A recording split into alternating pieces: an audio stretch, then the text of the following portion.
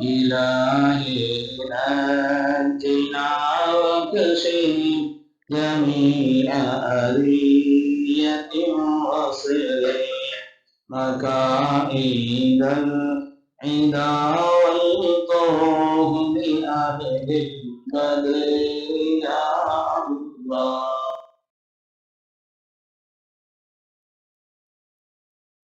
அவர்கள் நமக்கு எப்படி சொல்லி தந்தார்களோ அதே போல்தான் கியாமத்து வரை இந்த ஓதக்கூடிய அந்த ஒரு நிலையையும் அல்லாஹு தஆலா நமக்கு ஏற்படுத்தி தந்திருக்கிறார். அருமையானவர்களை, குர்ஆன் ஓதுவதை கேட்டுத்தானே ஹஜ்ரத் சய்யிதுனா உமர் இப்னு கத்தாப் ரலியல்லாஹு அன்ஹு ஈமான் கொண்டார்கள்.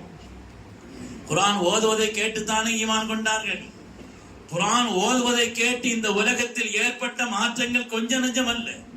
சய்யிதுனா ஆமிர் இப்னு துஃபைல் தானுடைய வரலாறை சொல்லி இருக்கிறோம். ஹஜ்ரத் ஃபுதைல் இப்னு இயாத் ரலியல்லாஹு அன்ஹு அவர்கள் அவருடைய உள்ளத்தில் ஏற்பட்ட மாற்றம் ஒரு ஆயத்து தான். அலம் யகனில் லதீன ஆமனு அன் தக்ஷா குலூபுஹும் லிذிக்ரில்லாஹ். அல்லாஹ்வுடைய திக்ரின் காரணத்தினால் அந்த மனிதருடைய உள்ளத்தில் இறையச்சம் வரக்கூடிய காலம் இன்னுமா வரவில்லை என்ற ஒரு ஆயத்து தான். அருமையானவர்களை, எத்தனை தடவை கேட்டிருந்தாலும் கூட ஓதுதல் என்பது இருக்கிறது, உண்டாக்கக்கூடிய தாக்கம் என்பது சாதாரணமானதல்ல. குர்ஆன் ஓதுவதை கேட்டு எத்தனை பேர் ஈமான் கொண்டார்கள். குர்ஆன் ஓதுவதை கேட்டு ஜின்கள் இஸ்லாமானதை குர்ஆன் ஷரீஃப் சொல்கிறது. இன்னா சமிஅனா குர்ஆனன் அஜபா, நாங்கள் உன்னதமான ஒரு குர்ஆன் ஷரீஃபை அதை ஓதுவதை நாங்கள் கேட்டோம் என்று குர்ஆன் ஷரீஃப் ஜின்கள் ஓதியதை கேட்டு ஈமான் கொண்டதை அல்லாஹ் தஆலா குர்ஆன் ஷரீஃபிலே சொல்லி தருகிறார். குர்ஆனை ஓதுதல் என்பது மனிதனுடைய மனங்களிலே ஒரு சிரிப்பை ஏற்படுத்தி உன்னதத்தை தரக்கூடியதிலே குர்ஆனுடைய ஓதுதல் சாதாரணமானது. அதனால ஒரு ஓதுவதற்கான ஒரு பெரும் பாரம்பரியம் உலகத்தில் தொடர்ந்து கொண்டே இருக்கிறது. ஓதுதல் என்பது குர்ஆனுக்கு நாம் செய்யக்கூடிய கடமைகளிலே உன்னதமான கடமை. உலகத்தில் உள்ள புத்தகங்கள் எல்லாம் கருத்துக்களால் தான் முக்கியத்துவம். உலகத்தில் எல்லா நூல்கள்லையும் எதை கொண்டு முக்கியத்துவம்? கருத்துக்களை கொண்டுதான். பைபிள் உலக மொழிகள் எல்லாம் அச்சிடப்பட்டிருக்கிறது என்று சொன்னாலும் கூட பைபிளினுடைய அசல் என்ன வார்த்தை அது இருக்காது, அது அதனுடைய மொழிபெயர்ப்பு இருக்கும். ஆனால் குர்ஆன் சரி, உலகத்தில் எந்த மொழியிலே நீங்கள் மொழிபெயர்த்தாலும் சரி, அதனுடைய ஒரு பக்கத்திலே அதனுடைய மூல மொழியான அரபியிலே உள்ள குர்ஆன் இருந்துதான் ஆக வேண்டும். அதுக்கு பேரு தான் குர்ஆன். இல்லைன்னு அதுக்கு பேரு குர்ஆன் இல்லை. இல்லைன்னா தர்ஜுமான்னு சொல்லலாம், மொழிபெயர்ப்புன்னு சொல்லலாமே தவிர குர்ஆன் என்ற பெயரை இடம்பெறாது. குர்ஆன் என்று வேண்டுமானால் அதனுடைய உலக புத்தகங்கள் அனைத்திலேயும் அதனுடைய கருத்துக்கள் தான் முக்கியத்துவம் என்றால், அருமையானவர்களே, பல மொழிகளிலும் குர்ஆன் ஷரீஃப் தர்ஜுமா செய்யப்பட்டிருந்தாலும் கூட அதனுடைய அடுத்த பக்கத்திலே மூல மொழி இருந்தால்தான் அதற்கு பேர் குர்ஆன் ஷரீஃப். அதனாலே குர்ஆன் ஷரீஃப் என்பது இருக்கிறதே, அதனுடைய ஓதுவதை கொண்டும் கூட அது உன்னதமான ஒரு பாரம்பரியத்தையும் ஒரு பண்பாட்டையும் நமக்கு இஸ்லாமிய நடைமுறையும் சொல்லித் தருகிறது. சூரத்துல் பையினா, சூரத்துல் பையினா லம் யகுனில் லதீன கஃபரு ஆயத்து இறங்கிச்ச கண்மணி ரசூலுல்லாஹி ஸல்லல்லாஹு அலைஹி வஸல்லம் அவர்கள் சையதுனா உபய் இப்னு கஅப் ரலியல்லாஹு தஆலா அவங்களை கூப்பிட்டு சொன்னாங்க, இன்னல்லாஹ அமரலி அன் அக்ரா அலைக்கல் குர்ஆன். ஹஜ்ரத் உபய் இப்னு கஅப் அவர்களே, அல்லாஹ் தஆலா இந்த சூரத்துல் பையினாவை லம் யகுனில் லதீன என்பதை இதை உங்களுக்கு ஓதி காட்டும்படி என் ரப்பு எனக்கு கட்டளையிட்டு இருக்கிறான் சொன்னார். ஓதி காட்டும்படி எனக்கு என் ரப்பு கட்டளையிட்டு இருக்கிறான். ஹஜ்ரத் சையதுனா உபய் இப்னு கஅப் தான் கேட்டார்கள், அல்லாஹ் சம்மானில என் பெயரை சொன்னான்னு கேட்டாங்க. நாயகமே, என் ரப்பு பெயரை சொன்னானா?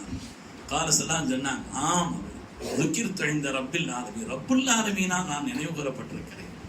அல்லாஹ் தஆலா என்னுடைய பெயரை, தகப்பனாருடைய பெயரை சேர்த்து சொன்னான் என்பதை கேட்டு கால நஅம் ஆமான் ஸல்லல்லாஹு ஃபதரஃபத் ஐனா, கண்களிலிருந்து கண்ணீர் வடிந்தோடியதாக வரலாற்றில் நாம் பார்க்கிறோம். அருமையான பெருமக்களே, இன்னைக்கும் குர்ஆன் ஷரீஃப் ஓதப்படுகிற காரணத்தினால் தான், அடிப்படையான விஷயம், ஓதப்படுகிற காரணத்தினால் தான் 1400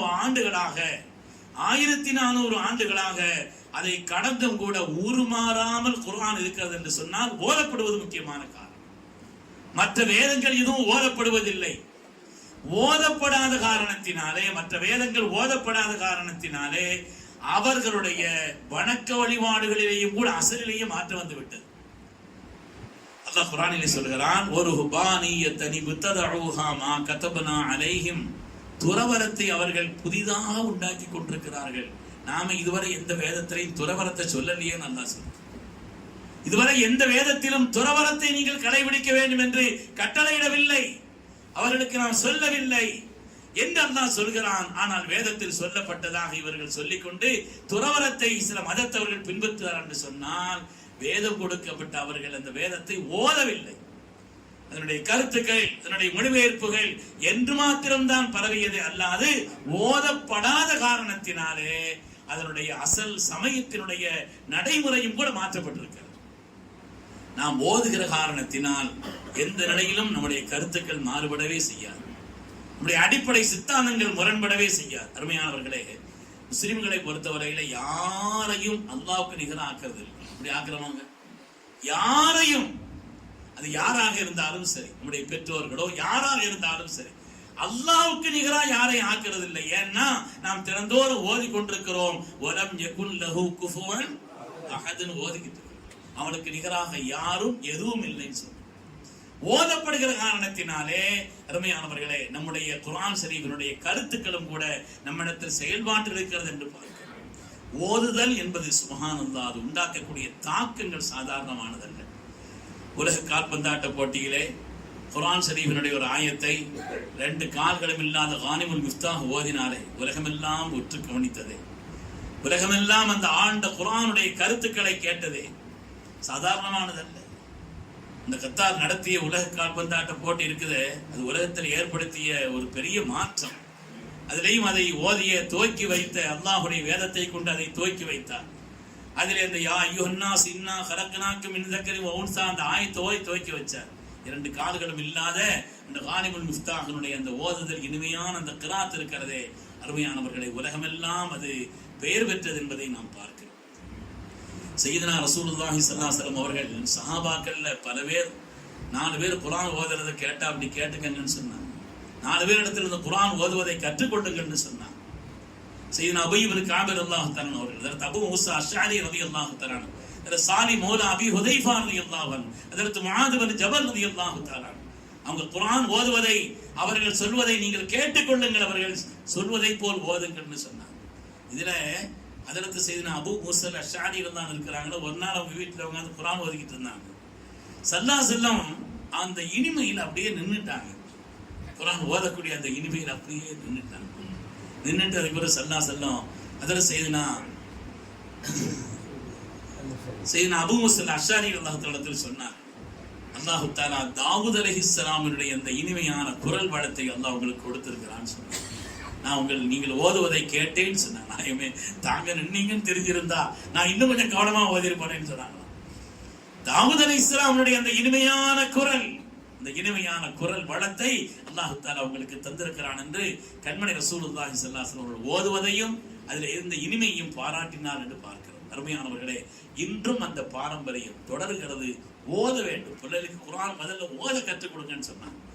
ஓதுவது என்பது சாதாரண கருத்துக்களை விளங்குவது, அதனுடைய செயல்படுவது அடுத்தடுத்த முக்கியமான விஷயங்கள் தான். ஆனால் பிரதானமான காரியம் ஓதுவது. ஒரு எழுத்தை நீங்கள் சொன்னால் 1க்கு 10, தொழுகையில் நீங்கள் ஓதினால் 1க்கு 70. ஓதுவது, ஓத கேட்பது. ஓதுவது என்பது எப்படி பாரம்பரியமானதோ அதே போல் ஓத கேட்பதும். ஜிப்ரீல் அலைஹிஸ்ஸலாத்து வஸ்ஸலாம் அவர்கள் ஒவ்வொரு ரமதானில் வந்து ஸல்லல்லாஹு அலைஹி வஸல்லம் அவர்களுக்கு இறக்கப்பட்ட முழு குர்ஆனை ஓதி காண்பித்தார்கள். வைதா குரிஅல் குர்ஆன், குர்ஆன் ஓதப்பட்டால் நீங்கள் அந்த நேரத்தில் கவனமாக காது தாழ்த்தி கேளுங்கள், வான்சித்து வாய்வத்தி இருங்கள். அல்லாஹ் தஆலா சொல்றார். ஓதுவதும் ஓத கேட்பதும் ஒரு மகத்தான பாரம்பரியம் என்று பார்க்கிறோம். அருமையானவர்களே, ஜமால் அப்துல் நாசர் இருக்கிறாரு, கமால் அப்துல் நாசர்னு சொல்றாங்க. இந்த ஜமால் அப்துல் நாசர் இருக்கிறாரு, ரஷ்யாவுக்கு போனார். எகிப்திலிருந்து அவர் ரஷ்யாவுக்கு போனார். எகிப்துல குர்ஆன் ஓதக்கூடிய அந்த பண்பாடுங்கிறது ரொம்ப ஜாஸ்தி. எகிப்து போனவனுக்கு தெரியும், குர்ஆன் ஓதுறதுங்கிறது அங்க ரொம்ப ஜாஸ்தி. சாதாரணமாக ஒவ்வொரு இடத்துல உட்கார்ந்து குர்ஆன் ஓதிக்கிட்டு இருப்பாங்க. அதை மக்கள் கேட்டு இன்பத்தோடு அந்த காரியத்தை அதில் ஈடுபாடு காட்டுவாங்க. குர்ஆன் ஓதுவதிலே எகிப்தியர்களுக்கு உண்டான ஒரு தனி அலாதி, ஒரு தனி பிரியம் அவங்களுக்கு உண்டு.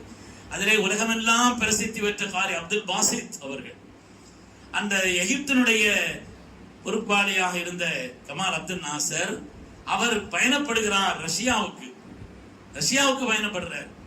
ரஷ்யாவுக்கு பயணப்பட்ட நேரத்தில் முன்னால ஒரு தடவை அவர் போயிருக்கிறார் ரஷ்யாவுக்கு. அப்ப அங்க உள்ள அந்த மதத்தை நம்பாதவர்கள் தானே, அவங்க கேட்டாங்கன்னா இன்னும் இந்த மதத்தை தூக்கி பிடிச்சிட்டு அலையிலையே அப்படின்னு கேட்டுக்கிறாங்க. இல்லையா, நான் வச்சுக்கிறேன்ட்டு வந்துட்டார். அதுக்கு ஒரு அடுத்த ரஷ்யாவுக்கு போகும் பொழுது அரசு ரீதியான எல்லா வேலைகளும் முடிச்சுட்டு என் கூட ஒரு ஆள் வந்திருக்கிறாரு, அவர் 2 வார்த்தைகள் ஓதுறாரு, நீங்க எல்லாரும் கேட்கலாமான்னு கேட்டாரு. சரி இதுல என்ன இருக்குது, வேலையெல்லாம் முடிஞ்சுன்னு சொல்லி ஓத சொன்னாங்களா.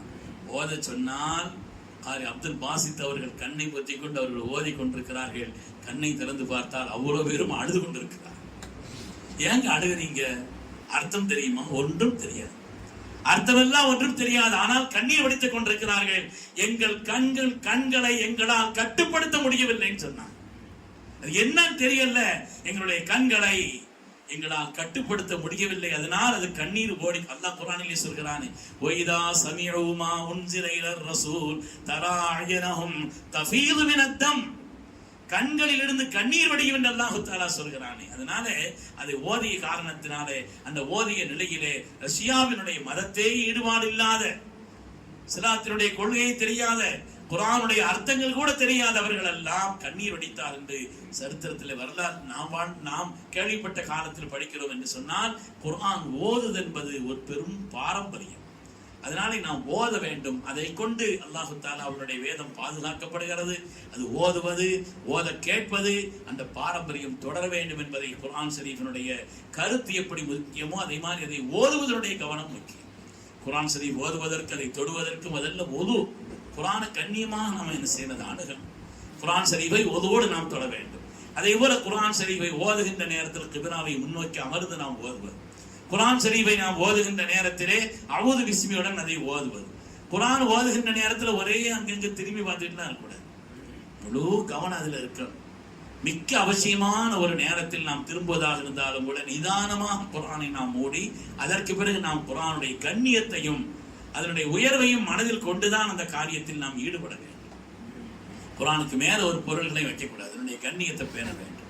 அருமையான பெருமக்களே, அல்லாஹு தஆலா குர்ஆனுடைய கண்ணியத்தை பேணி அதை சிறப்பான முறையில் காலமெல்லாம் ஓதுவதற்குண்டான உயர்ந்த ஒரு நிலையை அல்லாஹ் நமக்கும் ஏற்படுத்தி தந்தருள்வானா.